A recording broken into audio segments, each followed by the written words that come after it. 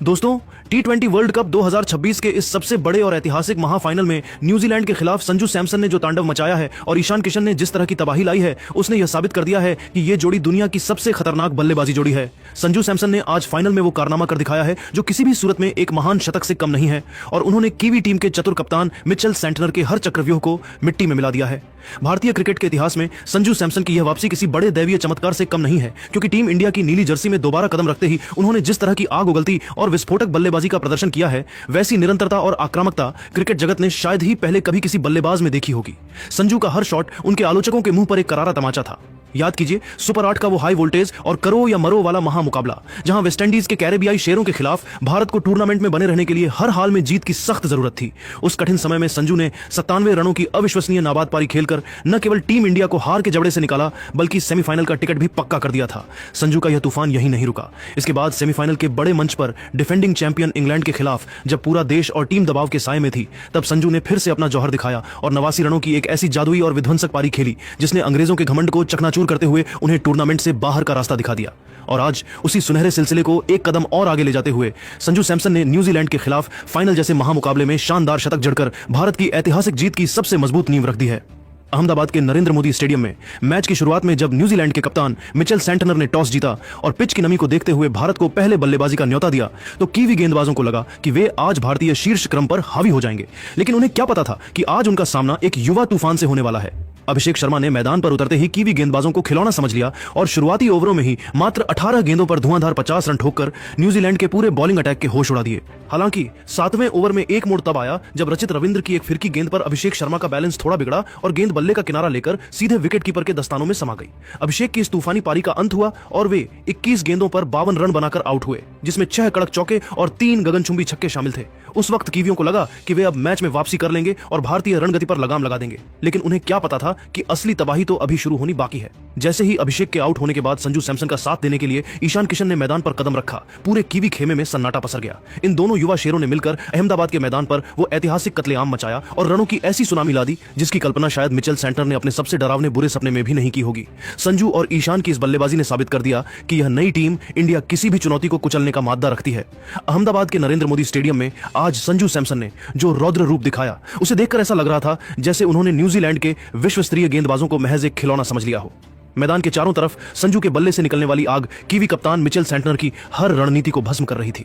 संजू सैमसन उस वक्त 44 गेंदों पर 88 रन बनाकर क्रीज पर अंगद की तरह पैर जमाए हुए थे और न्यूजीलैंड के लिए एक अभेद्य दीवार बन चुके थे। उनके साथ दूसरे छोर पर विस्फोटक ईशान किशन 25 गेंदों पर 54 रनों की विध्वंसक पारी खेलकर कीवी गेंदबाजों के लिए साक्षात काल बने हुए थे। इन दोनों की जुगलबंदी ने कीवी आक्रमण की कमर तोड़ दी थी। मैच का सबसे भयानक मंजर तब देखने को मिला जब 11वें ओवर में न्यूजीलैंड के सबसे अनुभवी और एक्सप्रेस रफ्तार वाले गेंदबाज लॉकी फर्ग्यूसन हाथ में गेंद लेकर आए। फर्ग्यूसन अपनी 150 की रफ्तार के लिए जाने जाते हैं, लेकिन संजू ने उनकी पहली ही गेंद पर अहमदाबाद की शॉर्ट बाउंड्री का मनोवैज्ञानिक फायदा उठाते हुए बैकवर्ड स्क्वायर लेग के ऊपर से एक ऐसा गगनचुंबी छक्का जड़ दिया कि गेंद स्टैंड्स की आखिरी कतार में जा गिरी। फर्ग्यूसन अभी अपनी लाइन और लेंथ के बारे में सोच ही रहे थे कि अगली ही गेंद पर संजू ने फिर से अपना बल्ला बिजली की कड़क जैसी तेजी से घुमाया और फर्ग्यूसन की तेज रफ्तार वाली फुल गेंद को साइड स्क्रीन की दिशा में सीधा 6 रनों के लिए भेज दिया। इसके बाद संजू ने बड़ी ही चतुराई से एक सिंगल लिया और स्ट्राइक ईशान किशन को सौंप दी ताकि वे भी इस बहती गंगा में हाथ धो सके। ईशान किशन ने भी मौके का पूरा फायदा उठाते हुए फर्ग्यूसन की अगली स्लॉट गेंद को पलक झपकते ही भांप लिया और उसे मिड विकेट के स्टैंड्स में पहुंचाकर शानदार 6 रन बटोर लिए। स्टेडियम का आलम यह था कि न्यूजीलैंड के सबसे तेज गेंदबाज लॉकी फर्ग्यूसन ने अपने मात्र 1.4 ओवरों के कोटे में ही 43 रन लुटा दिए थे और वे अपनी गेंदबाजी से इतने ज्यादा सहमे और डरे हुए नजर आ रहे थे कि उनके चेहरे पर बेबसी साफ दिखाई दे रही थी। ईशान किशन आज एक बिल्कुल अलग ही जुनून और मूड में नजर आ रहे थे। उनका स्ट्राइक रेट 216 के जादुई आंकड़े को भी पार कर चुका था। संजू सैमसन उस वक्त 58 रन पर नाबाद खेल रहे थे जब उन्होंने अपना इस टूर्नामेंट में लगातार तीसरा अर्धशतक पूरा किया, जिसे देखकर भारतीय डगआउट में बैठे कप्तान सूर्यकुमार यादव खुशी से झूम उठे और तालियों के साथ अपने साथी का स्वागत किया। पारी के 15वें ओवर में जब भारतीय टीम का स्कोर 200 रनों के विशाल आंकड़े के करीब पहुंच चुका था और ऐसा लग रहा था कि न्यूजीलैंड की टीम पूरी तरह सरेंडर कर चुकी है, तब अचानक एक बड़ा विकेट गिरा। कीवी टीम के अनुभवी ऑलराउंडर जेम्स नीशम गेंदबाजी करने आए और उनकी एक ऑफ स्टंप से बाहर की गेंद पर बड़ा शॉट खेलने के प्रयास में ईशान किशन अपना नियंत्रण खो बैठे। ईशान किशन कवर्स के ऊपर से गेंद को सीमा रेखा के पार भेजने की कोशिश में बाउंड्री पर तैनात मार्क चैपमैन के हाथों लपके गए। ईशान किशन 25 गेंदों पर 54 रनों की तूफानी पारी खेलकर पवेलियन लौटे और उनकी इस शानदार पारी में 4 कड़क चौके और 4 गगनचुंबी छक्के शामिल थे। भले ही ईशान किशन का विकेट गिर गया था और वे आउट होकर वापस जा रहे थे, लेकिन जाने से पहले उन्होंने संजू सैमसन के साथ मिलकर न्यूजीलैंड की पूरी गेंदबाजी लाइनअप को पूरी तरह से तहस नहस और लहूलुहान कर दिया था, जिससे भारत की जीत का रास्ता अब बिल्कुल साफ नजर आ रहा था। अहमदाबाद के खचाखच भरे नरेंद्र मोदी स्टेडियम में आज संजू सैमसन ने जो करिश्मा किया है उसे आने वाली कई पीढ़ियां याद रखेंगी।